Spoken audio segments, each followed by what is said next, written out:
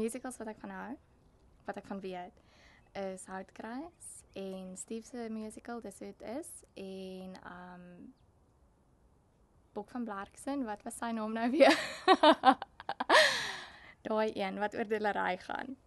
Ek dink dit moet relevant wees.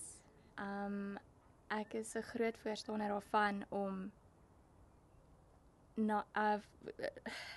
bekende liedjies, jy weet, bietjie op te vang en dit meer kontemporêr te maak. Dit is my regtige pluspunt, want Afrikaans is cool.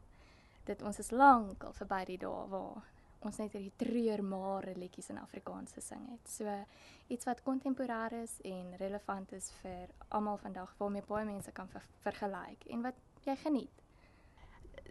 Die Afrikaanse musiekindustrie en die teater in Suid-Afrika is besig om te bars en is in Afrikaans vir die Afrikaanse mense. En ek dink is wonderlik en dit gee Afrikaners iets om mee te vergelyk en meer te assosieer. So dis great. Vosarnooi, ja, en het jy Jackie Lou gehoor Vosarnooi sing? Ek het gesmil. Wat hy gedoen het, is exactly wat ek van hou. Hy het dit opgejazz, hy het dit relevant gemaak, ek was mal daaroor. Dan gaan jy dink ek's 'n nerd. My all-time favorite.